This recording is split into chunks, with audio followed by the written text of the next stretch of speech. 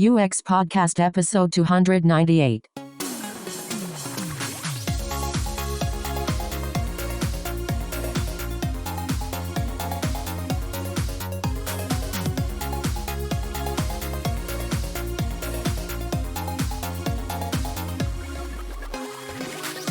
I'm James.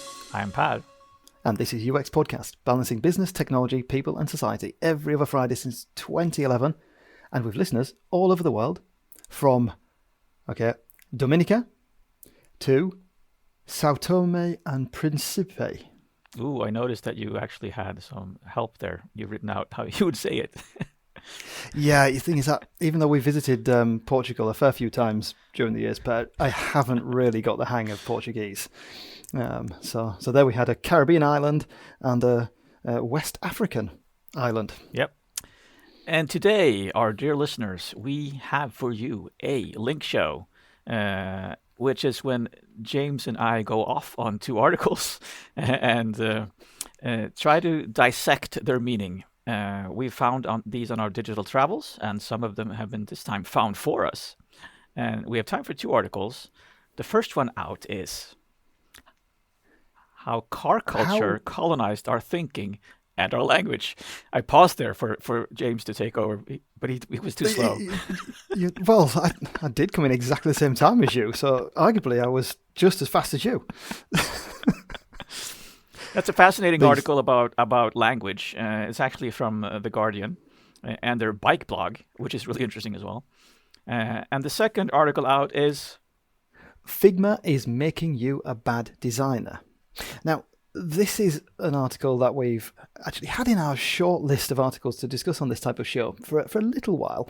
But what allowed it to make the cut this time was the news that many of you will know, that Adobe has bought Figma for $20 billion. I love that figure. But we're going to get to that article later. We'll start out with car culture. So how car culture colonized our thinking and our language. This is a translated article, isn't it? This is an article that we found on the Guardian, which is a British newspaper website. Originally written in Dutch by two Dutch authors. And those authors are Thalia Verkade and Marco Brömmelstroet. Fantastic, Pau.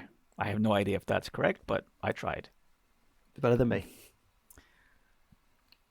And it was translated by Fiona Graham of The Guardian. And diving in, because I think we'll have some examples to read out from this article, because I just love it when I read something that has small nuggets of insights that completely make me rethink and reevaluate my thinking processes and realize how limited I am in my thinking sometimes. And when you shared this article with me, Pat, one of the first things I thought about is that drawing that you shared before about the electric scooters and the pavements. Oh, yeah. So even before I even read this article, I had that picture in mind. So I guess now we have to include that a link to that in the show notes. Exactly. So, as you might feel has been suggested already by the title, is that our thinking around cars is somewhat controlled by systemic things in society. So the way we speak about cars is actually also centered on cars, which means that when we talk about other people or motorists or cyclists, we don't talk about them in the same way. We don't center them.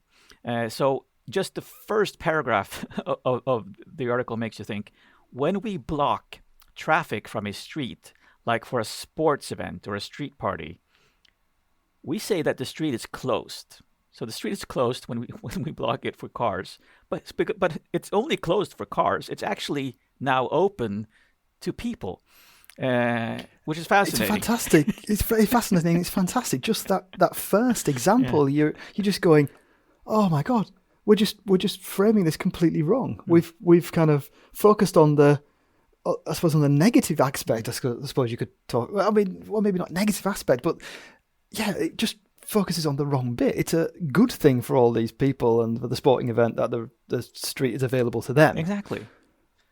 And they go on to say that this is actually something that's only been happening in the past century. I mean, previously, streets have always been for many things, for talk, for trade, for play, for work, for moving around. And now it's about helping cars get from A to B as quickly and efficiently as possible. And that is what they mean has actually colonized our thinking. The quote there is, this idea is so persuasive that it has colonized our thinking around traffic and roads. And a large part of the text is from an interview with a transport researcher. It's so funny because they also write, meaning he's interested in traffic, but not in cars, is Roland Kager. And one of the first things he says in the article is, we speak of vulnerable road users, and that's what we talk about. And that's sort of the cartoon with the that you talked about there with these e-scooters and having this small slice of an area, the sidewalk to travel on, and pedestrians and people in wheelchairs. And then you have this big space for cars. And so we speak of the vulnerable road users because they can actually get hurt more easily, of course, than the people in cars.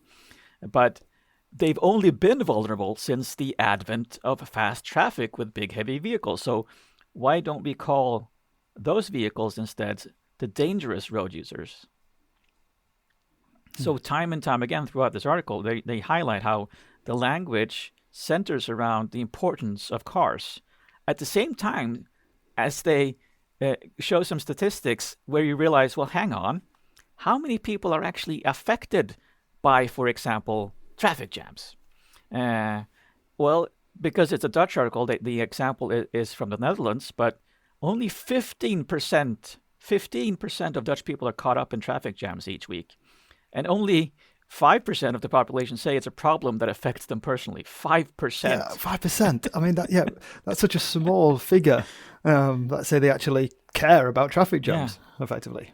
And that made me realize all the times I've seen news about traffic jams and hear news about traffic jams on the radio and how prevalent that is in our media reporting. It's such an important thing because it affects a certain type of person, I believe. Yeah, I haven't really. I mean, I've thought about the fact that they don't talk so much yet on the radio in Stockholm about how much traffic there is on the cycle paths, which I know from talking to people who bike into town and back that it can be really bad at certain times and certain mornings. Yeah, and I also was reflecting on this morning. I was thinking about this, listening to the radio after reading this article, that we talk about how there are queues of traffic. You know, the traffic is backing up X number of kilometres, or there's an X number of kilometre long queue as a result of an accident and so on. But yet trains are delayed. I presume that's because they've got a timetable, so you're relative to the timetable. But I was thinking, well, why don't we say that when you're driving along this stretch of road, your journey is currently delayed by 20 minutes, rather than talk about the extent of the queue? Yeah. Because ultimately, that's what we're talking about, isn't it? How much longer is your journey going to take? And whether there's a queue of 5 kilometres or not doesn't really tell me much about the actual impact on my journey. Yeah. But that's the way you do it, isn't it? You talk about the length of traffic jams. Exactly. So why are we talking about this on UX Podcast? Well, besides realizing how important language is, it's also about how do we change to get other outcomes. And the example here is...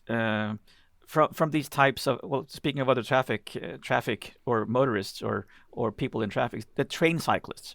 So the example is that there are people who travel a lot by bicycle to get to trains, which is why your example just now was really good. But there's no like category or statistic for these people because we don't talk about train cyclists, people traveling to trains.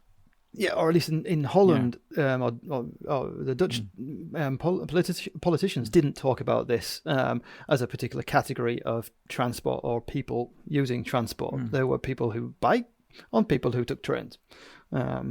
So this was a hidden category, you could say, the information structure and architecture of the transport categories didn't include these people who did this kind of journey. And wasn't it the case that this is a large number of people that fall into this category?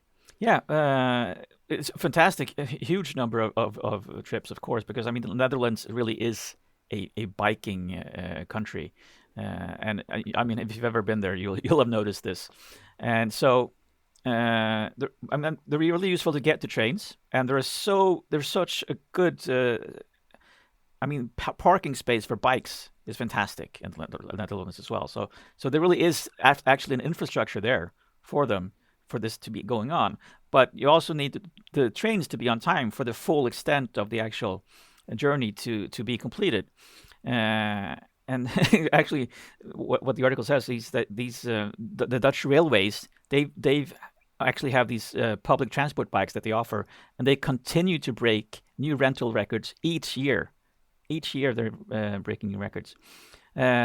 But the planning website, the Dutch travel planning website, only recently adopted this door-to-door itineraries that include bikes, and still with very basic functionality. So what you're looking for is, how do I plan my journey from home to where I want to get with the bike journey included?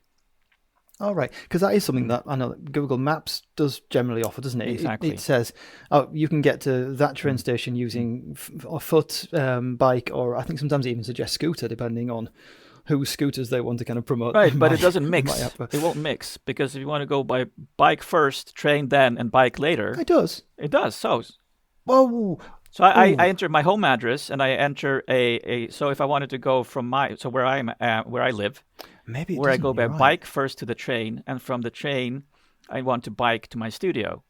I could not do that because it doesn't have those connections. Yeah, no, you're right. I can't think of when it would suggest biking to this station, then taking the train, and then walking at the other end, for example. Yeah. And so what was happening is that there was actually an MP in the Netherlands, a Flemish MP, who started recognizing this, and because were articles written about it with this guy Kager, and so he started employing this terminology with the train cyclists.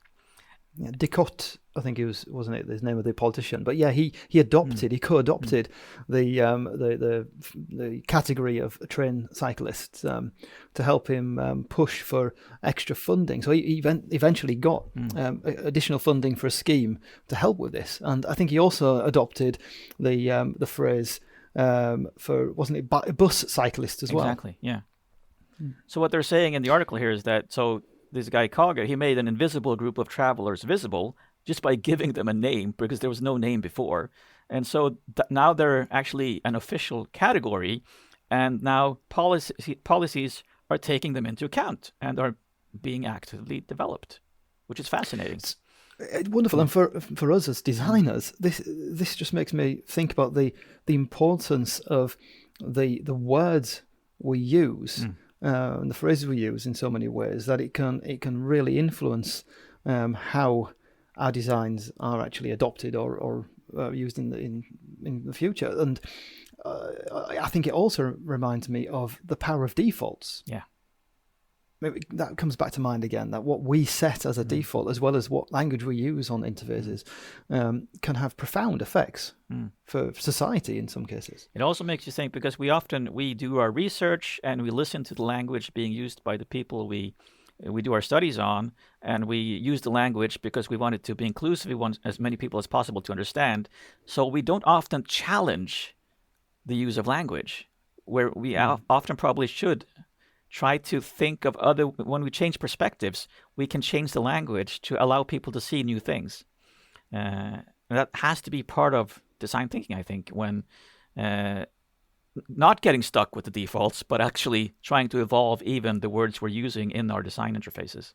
Yeah, and in this example with train cyclists and bus cyclists, it's kind of a second order nudge in some ways, that their research discovered or uncovered that there was this particular group of transport users that mixed transport styles, but they needed to nudge the politicians in a certain way. So by adopting that category, Yeah. the politicians then became more open to understanding this group and giving some more funding to it. So we didn't actually, well, I guess this doesn't exactly nudge the behaviour of the people doing the transport, not directly. It's using that to push a further change further down the line.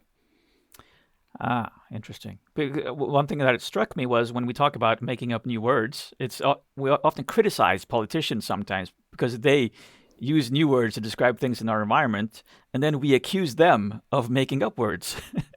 But what we often fail to recognize is that all words are made up.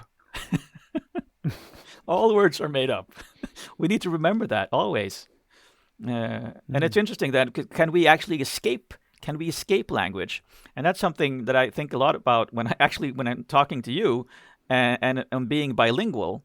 And it's interesting when you and I attend dinner events or something, and everybody's bilingual, and we switch language mid-sentence. And it's interesting because I think you've said to me once, I often choose the word that I think makes the most sense, or the one that feels that carries the most meaning of what I want to say, recognizing that language is always going to be interpreted in some way by someone else, and you're trying to always adapt it to that effect. Yeah, that it has its roots in not just the culture that you've been submersed in, but your entire life experience. Because all that is what adds, layer upon layer of nuance to the words you present to everyone else and you use. So I think the big takeaway here is just, sure, listen to the words, listen to what people are saying, but then also challenge what they are saying and find new ways of saying the same thing, and look for who is not being included with the language being used. Yeah. The article actually finishes off with the question of what kind of town do you want? Oh, yeah. Which is interesting. So, and also, we could rephrase it and reframe it to maybe even what kind of internet do you want? Or even ultimately, what kind of world do you want? Because it's not just limited to transport in the Netherlands in a town. This I think you can abstract and pull apart. Yeah, it made me think a lot about ethics and how I can rephrase things to help people understand working towards something that is value-driven rather than data-driven. Data-driven is one of those words that's become so ubiquitous in the design world now. We're so data-driven, and that's supposed to be a positive, and it isn't always. No. Computer says yes. Now, we are going to talk about Figma. Yes. Now, as we alluded to at the start of the show, this has been an article that we've had on the list for a little while. It was one that was written at the beginning of the summer, I think in June, and it's Figma is Making You a Bad Designer by Emily Schmittler, who is Director of Product Design at Included Health. But what really kind of, I suppose, pushed it into this show is the news this week that Figma has been bought by Adobe. And this has been a big bit of news, not only because Adobe they're going to pay $20 billion for Figma, which is an absolutely astounding amount of money. And I think Jared Spool, he asked the question about, well, if Adobe had $20 billion to spend on a design tool, why didn't they kind of get an army of 9,000 designers or whatever to work flat out on creating the ultimate tool and do it for cheaper? I think I also saw Jared Spool write, Adobe is where all great design tools go to die. Yeah, and there is a bit of truth in that. If you feel the pulse of, for example, design Twitter or the design community this week after this news broke, there weren't a lot of really, really happy people. Is my quick gauge of how that seemed to be. Yeah. There was a lot of people not really happy about this, which is interesting because I suppose me and you, Per, over the years we've talked about it, and we've even interviewed people about it. And Kate Rutter, when we talked to her, we chatted to her about lifelong learning and how design tools come and go, and they really do come and go. But the thing with Figma and being bought by Adobe, and the worry for a lot of people, is that Figma had, this is my understanding again of what people have said out there, is that it's not just about Figma as a tool. Figma had a freemium model for their tool, so you could use Figma for free. And it also was, or is, sorry. It is. Speaking of it in the past talk tense, about it in the past tense if it's already dead. God. No, it's, as well as having a freemium model where you could actually use the tool for free, then you also could use it via the web, which means you can use it from a Chromebook, you can use it from a Windows machine, you can use it from any platform that can run a modern web browser. You don't need to have a Mac. And also a big point is, if you're traveling and don't have your computer with you, you can go to a library and finish your design. Yeah. So basically, Figma has opened the door for many designers outside of that elite group of Mac owning Adobe license holders, who Or are Sketch. the kind of Sketch as well was Mac only. But if you think about traditionally the design tools, they have been a really elitist thing, that it's only people with very expensive equipment and a very expensive license could actually use a lot of these tools. Whereas Figma made this open to a lot of people that hadn't previously maybe been able to use a design tool of this standard and quality, which might be going now. And a lot of people are worried about the fact that it will go into the Adobe world and it will then become part of the Adobe licensing model. Exactly. And that's a very different thing. Anyway, that was preamble. Fantastic. That wasn't actually the article. Not completely. There are aspects of what we just talked about in the article as well. And so this article by Emily Schmittler from June, I just love this article because it resonates so much of what I'm thinking always around these tools when thinking of design schools, and the students are so panicked about what tools they need to learn, and realize when they come out, well, depending on where they start working, that it really isn't about the tool, it's about the process. It's always about the outcome of your work, and the tool isn't the main thing. It is. You're absolutely right. But at the same time, organizations keep asking. They keep for these asking. I mean, the tools. job ads keep asking for it, so I understand their worry. Absolutely. Exactly. There's a loop there. There's a negative spiral, I guess, in some ways, that the job ads ask for these tools like Figma, so they want to learn these tools like Figma. But in the opening part of the article, it says, just as my lovely professors said when she was at design school, knowing how to wireframe or to mock up in a particular tool 100% did not matter. In fact, all the projects I've done in those tools I didn't particularly like. Despite all my effort, they ended up looking templated with little new or interesting thinking. Yeah.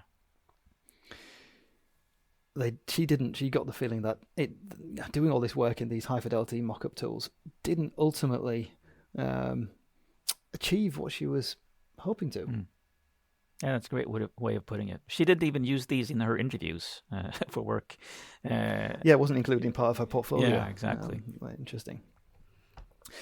But she goes on then to say that it's after that she decided that if I couldn't do my job with pen and paper or whiteboard and marker, then I wasn't a very good designer. To this day, I find the sentiment to be at my advantage. So here she's talking about the mindset of being sketch first, as opposed to being design tool first. That you jump. And when you say sketch first, careful now. Sketch first means pen and paper first. God, what a clever name they gave that tool. So so drawing something, is that okay for me to say? Drawing you can do digitally as well. You actually mean pen and paper, don't you? But I draw on the iPad, so that it's sort of a hybrid. Yeah. Oh, see, back to words again, Pau. Anyway, but doing low something, fidelity is what we're saying, really. Doing something away from a high fidelity design tool. Yeah, that's probably what we're talking about. So tying into what we said about design tools and how they come and go, she shares a video from April 2019, I think it was, which is about 3 years ago. And in this, it's called How to Pick the Right Prototyping Tool. And there's a point in that video where it shows lots and lots of tools. It has it on like a scale of how high fidelity they are and how easy they are to use. And this picture, this chart, includes more than a dozen design tools.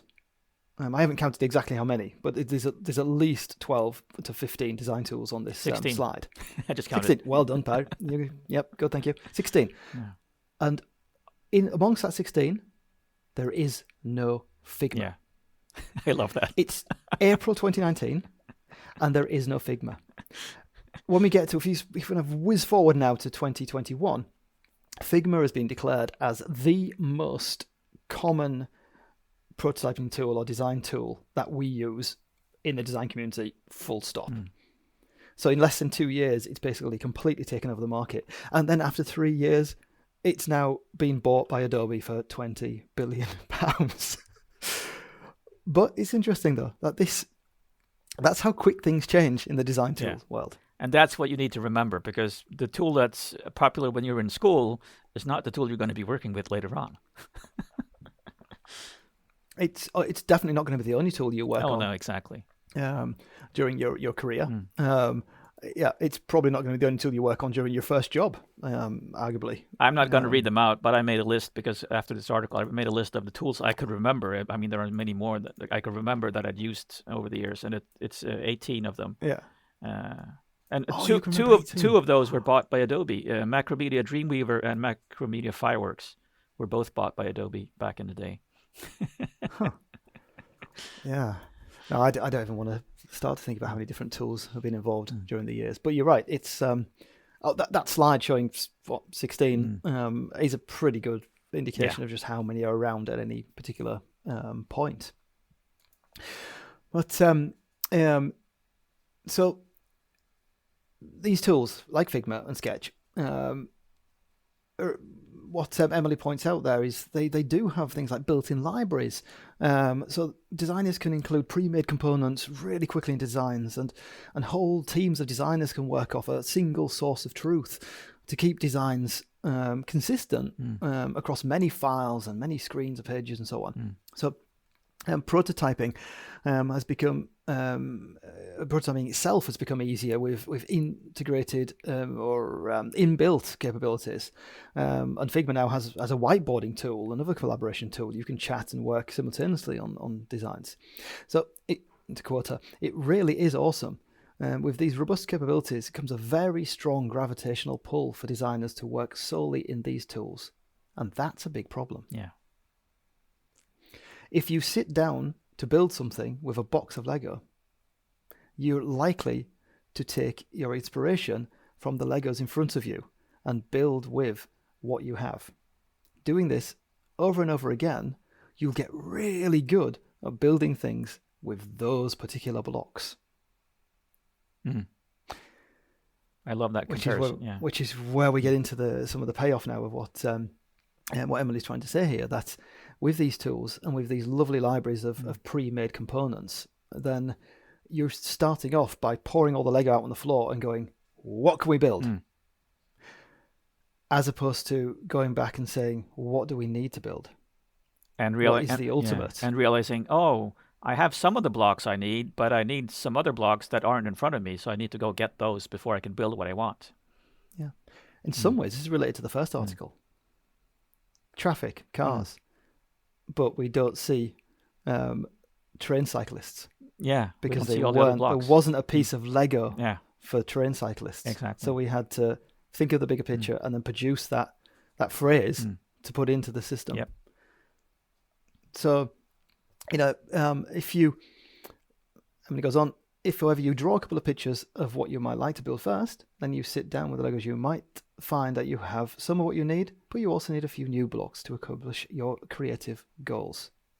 So start by imagining what's best for the people you're creating for, and use the components that are appropriate. And this is a creative muscle, says Emily, that is important to flex regularly.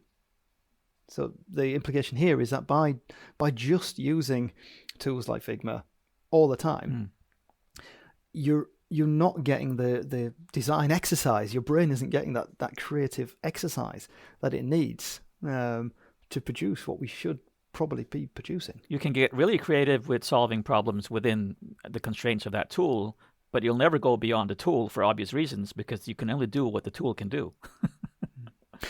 Granted, I'm going to acknowledge that maybe with the role you have in the organization you have, that might be exactly what you have to do. You are producing UI designs at speed to deliver to an organization, which is a role that you might have. And I think what we're saying here is that it might not be necessarily the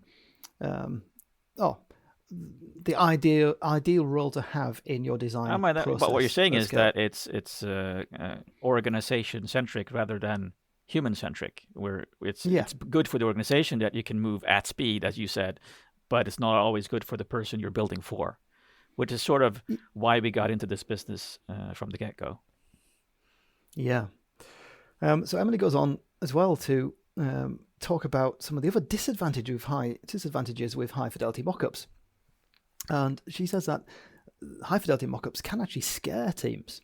There's 3 quite fun examples she gives. It's like, one way in which a high fidelity mockup can scare will be, whoa, that's lots of effort, because they see kind of the finished design as such and think this high level idea that you're just suggesting would be just too much to do. And another reaction you might get is, whoa, how long did this take you to make? Because it looks so finished. So it must, and they think about how long time it would take to implement, so they project that onto how much time you must have spent pulling it all together. Exactly. Remember balsamic. I mean, the whole point of using balsamic was that it looked like a sketch. Yeah, exactly. Yeah. So you could concentrate the conversation around the concept. Yeah. And that comes into the third point that she said of how they might scare people is, or rather the consequence of high fidelity is the people can get really trapped on tiny details. So linking what you said about balsamic, the tool that was very sketch-based, very pen and paper-based in its appearance. There'll be a small detail that looks very finished, and you get kind of say, oh, well, how does that work? Why is it there? Why does it look like that? Instead of keeping the conversation and the discussion to the high-level idea, the concept level. Exactly. People will be saying, this looks really nice. We could move that over there. Instead of thinking out completely outside the box, finding new Lego pieces and thinking of what should we put in here based on what we know about what we're trying to accomplish. So, by diving straight into Figma or some of the tools to mock up a solution, your creative solution space has been eliminated. The team has experienced design as solely the creation of mock-ups. And there has become an obvious, nearly done path forward that isn't all that thoughtful. It's progress over perfection. Let's get to work. That's a summary of 3 points from Emily's article. I mean, me and you, Per, though. I mean, we've been pushing pen and paper. Excuse the pun. We've been pushing pen and paper for a long time, and it's partly because that's the tool, that's the way that our design process has worked. I mean, I don't know. I mean, are we detached from reality in that sense? I mean, are we using Emily to back up our own? Yeah. I think we're privileged in that we can actually do pen and paper and be taken seriously. But in a lot of settings, a lot of junior designers cannot. And they don't feel comfortable doing it. It feels like a really a challenge that they would actually bring a sketch with a pencil and draw on that. But what I feel is missing a lot is that collaborative sketching as well on whiteboards, together with clients, together with users. I don't see a lot of that happening. So just having that confidence to lead other people into helping you sketch, because you cannot do that. It's what these tools also are, besides elitist, as you said, is that they're not inclusive at all.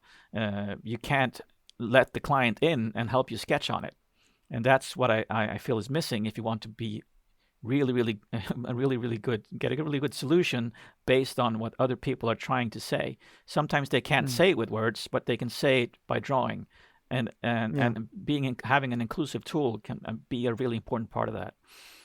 Yeah, and I think now we're in that situation where there's a lot of remote design work going on, and teams are meeting digitally rather than in the same room, which can at times make this kind of thing even more difficult to achieve, where you've got co-design happening in a digital tool. But one thing I've tried to do sometimes is allow the design to happen with even just post-it notes. Yeah. That you can have, you don't need to have details. You can use a post-it note as a block of space in a concept. I mean, you could maybe even size the post-it according to what you maybe think how much place it would take in this interface. But you don't need to draw something that looks like anything. You can actually just use a descriptive label amongst your team. As long as you all understand what you're talking about, you can work together on it. Yeah.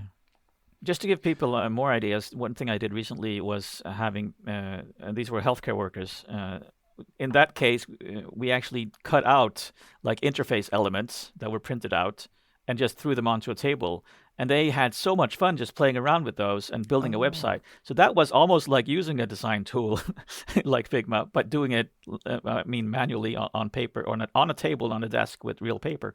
And just you made some Lego for them. I mean, and that's exactly. I made Lego for them, but I was involving them in a way that a lot of these tools won't let you do, and that's really the point of an exercise like that. Yeah. I think another thing like you can do if you are embedded in an organization which requires you to use a tool like Figma or a design system or something that is effectively a very constrained box of Lego, then what you can do personally is start with pen and paper. Yeah. You can do some sketching or you can do some scribbling down somewhere before you leap in. And another suggestion that Emily's got in the article is remember to play. Yes. Oh, I love that. That's the best one. Sketch the weirdest idea you can come up with. Even drawing some anti-patterns and just play with stuff. This again is a exercise that's really, really made for doing outside of the digital screen, and you can do it personally. So you're doing the exercise. This is like you doing a kind of a session at the gym before going to work, or during a break or something. You're actually putting these your creative brain to work and trying out some of these things, and then maybe then you do go into the normal design flow that you have at your organization. But you now are fit and healthy. Yes, I mean that's the most important takeaway. I think just that. Remember to play. And I'm fond of the last one as well. Share the mess. Don't hold on to those rough sketches. It doesn't have to be pretty, and I applaud you if it isn't pretty, because that means that we can more easily work on it together and play around with it. Yeah, it's down to just sharing and communicating. Yeah. Which loops back to what she says at the beginning of our article about what she learned at design school and that whole thing about communicating ideas. And no matter if you have something that can communicate your idea, then it works. Yep, exactly. Have we got some good recommended listening for people? Oh, we do. One of my favorite ones is Paper Prototypes, episode 209. I think that was a design school that, wasn't it Instagram? They posted an Instagram video of a paper prototype, and they got so much criticism for that. And so we went in there and talked about sketching again and the importance of low fidelity prototypes. Another one that I think you should listen to, we've almost certainly suggested this before, but it is one of those ones you need to keep going back to and listen to, is Visual Thinking with Eva-Lotta Lam, episode 234, where she talks about some of the benefits of using pen and paper to explore your thoughts. Nice. I love that one as well. That's like my mantra, that episode. It's just... So all in all, though, it's okay. Figma's bought Adobe, but design will go on. So the links to these articles can, of course, be found in our show notes on uxpodcast.com. And one of our teams of volunteers is one that listens to episodes ahead of publishing and notes down relevant links that come up during the show. And this team could really do with some extra people. So if you'd like to help. In fact, Pau, Yeah. to interrupt a little bit, all our teams could do with extra people. That's true. That's a very good point. So transcript help, reference help, and publishing. Yeah. Especially the transcript and the references. Always looking for lovely listeners to help us there. So just email us at hey@uxpodcast.com, which is a Swedish hey with a J or an English hey with a Y. Remember to keep moving. See you on the other side.